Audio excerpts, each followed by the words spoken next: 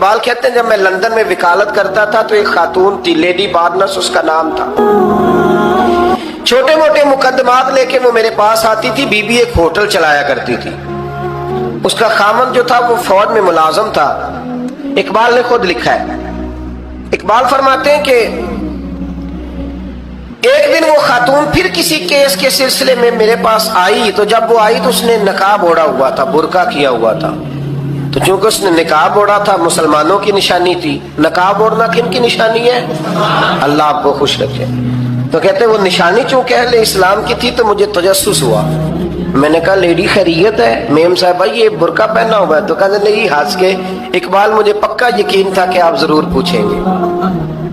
تو میں نے کہا اچھا تو یہ برقع؟ تو کہنے لگی الحمدللہ میں مسلمان ہو گئی۔ تو میں نے فوراً کہا کہ آپ کا شوہر تو فوج میں ملازم ہے، فوجی کے لیے بدلنا اور پھر ملکی قانون اور یہ چیزیں۔ تو کہنے لگی اس نے مجھے کیا کہنا تھا، وہ خود کلمہ پڑھ گیا۔ تو کہتے ہیں میں اور متجسس ہوا، وہ کیس کی بات کرتی تو میرا تجسس بڑھ گیا۔ میں نے کہا تو کیس چھوڑ یہ بتا کلمہ کیسے پڑھا؟ تو کہنے لگی اقبال اصل بات یہ ہے کہ میں نا بے اولاد تھی، خاوند بھی بڑے اچھے پیسے کماتا، میں خود بھی ہوٹل چلاتی، پر ڈپریشن اور ٹینشن اور بلا وجہ کی پریشانیاں جان نہیں چھوڑ۔ یہ ٹینشن اور ڈپریشن کا نا مجھے عربی ترجمہ کوئی نہیں ملا۔ یہ ڈپریشن اور ٹینشن کا نا میں نے تلاش کیا ہے، لیکن مجھے عربی لغت کے اندر ان کے معنی مجھے لگتا ہے کہ اس زمانے میں یہ چیزیں تھی ہی نہیں، ہوتی تو ان کا کوئی نام بھی، یہ آج ہے نا تو اس لیے آج کے زمانے میں ہی نام ہے مفت کا، مفت کی پریشانی۔ تو کہتی ہے مجھے ٹینشن اور ڈپریشن رہتی تھی ہر وقت، بڑی میں پریشان رہتی تھی۔ میرے ساتھ ایک عجیب واقعہ ہوا کہ میرے ہوٹل میں نا ایک بابا جی برتن مانجتے تھے، بوڑھے آدمی تھے، 70 سال کے قریب عمر تھی۔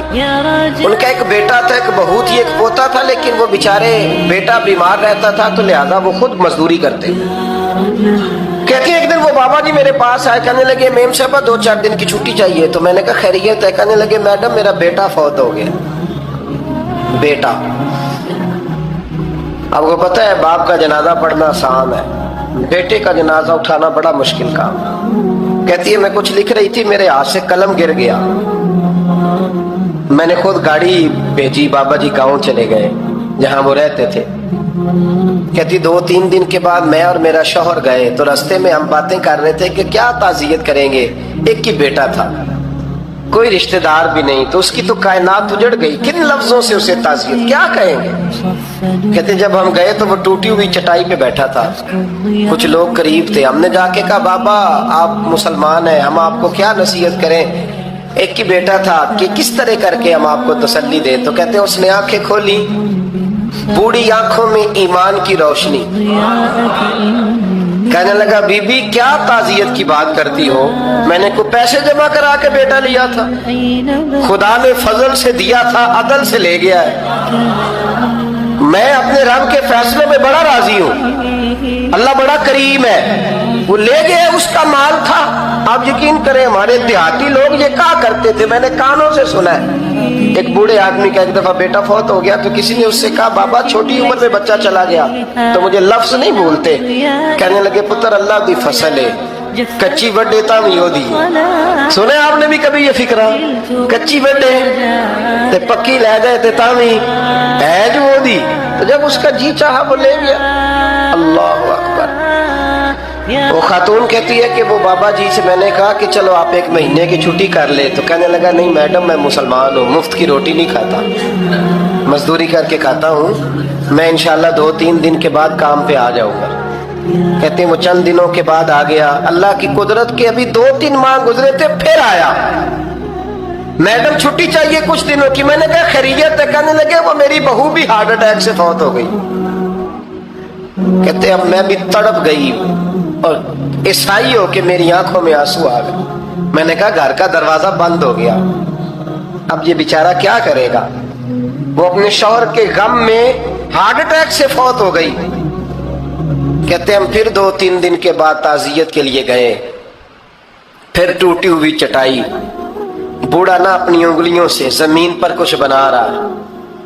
कहती है करीब गई और मैंने जाके कहा बाबा अब तो तसल्ली आपने खुद ही करनी है, जो निजाम था वो तो हो गया। तो कहते हैं फिर उसने आंखें खोली, आसमान की तरफ देखा तो कहने लगा बेटी कोई परेशानी नहीं, मेरा बेटा बगैर शादी के भी तो फौत हो ही सकता था ना, बस मेरे मालिक ने जब चाहा जैसे चाह हुआ। मैं इंशाल्लाह 2-4 दिन के बाद काम पे आऊंगा। ये मेरा 3-4-5 साल का पोता है, अभी स्कूल दाखिल हुआ है, मैं साथ ले आऊंगा, वहां मेरे साथ ऊपर क्वार्टर में जहां मैं रहता हूं ये भी रहेगा। कहती है मैं सख्ते में आ गई उसकी कैफियत देख के, वो पोते को साथ ले आया। कभी कभी मैं देखती छत पे खड़े होके कि दादा घोड़ा बना हुआ है और पोता सवारी कर रहा है। वो सवेरे उठता उसको स्कूल छोड़ के आता, शाम को लेके आता, प्यार करता, मोहब्बत करता। तीसरी मंजिल पर हमने एक क्वार्टर दिया हुआ था, वहां दादा पोता रहते। अल्लाह तो बड़ा बेनियाज है। कहती है इकबाल एक दिन ना पोता ऊपर वाली मंजिल पे खेल रहा था, उसका पैर फिसला, वो गर्दन के बल जमीन पे गिरा। मुझे खबर हुई तो मैं दौड़ी, एम्बुलेंस मंगाई। खून से लिथड़े हुए उस बच्चे को दादे ने अपनी गोद में रखा। और जब हम अस्पताल की तरफ गए तो हॉस्पिटल बाद में आया, जनाबे इजराइल पहले आ गए और कहते हैं वो गोद में दम तोड़ गया। फिर दादे ने उसे अपने हाथों से गुस्ल दिया, फिर उसने अपने बूढ़े हाथों से कब्र खोदी और फिर मिट्टी डाल के कहने लगा इन्ना लिल्लाहि व इन्ना इलैहि राजिऊन। जे सोना ही मेरे दुख विच राजी, जे सोना ही मेरे दुख विच राजी। फिर सुख नु चुल्ले डावा।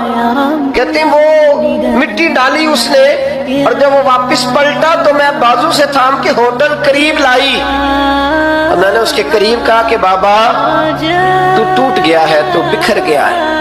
मुझे महसूस होता है कि अब ना तेरी रातें और तेरी सुबहें और तेरी शामें गमों में गुजरेंगी। तो कहते हैं यूं उसने हाथ रखे और यूं आंसू छटक दिए। कहने लगा मैडम क्यों मेरे अंदर कोई अकीदा नहीं, मैं कोई लवारस हूं, मेरा कोई रब नहीं, मैं क्यों परेशान रहूंगा, मैं तो पका हुआ फालू। थोड़े दिन गुजरेंगे कब्र में जाऊंगा और जब जन्नत में जाऊंगा तो अल्लाह मेरी बेटे से भी मुलाकात कराएगा, मेरे पोते से भी मुलाकात कराएगा, मेरा रब सारी मुलाकातें करा देगा। मैं अपने अल्लाह की रजा में बड़ा राजी हूँ।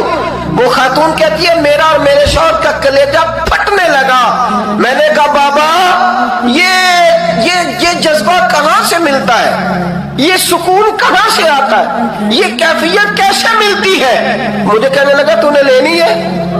मैंने कहा तो कहने लगा तू भी गुंबद खदरा वाले नबी का कलमा पढ़ जा, तू भी रसूलुल्लाह का कलमा पढ़ जा।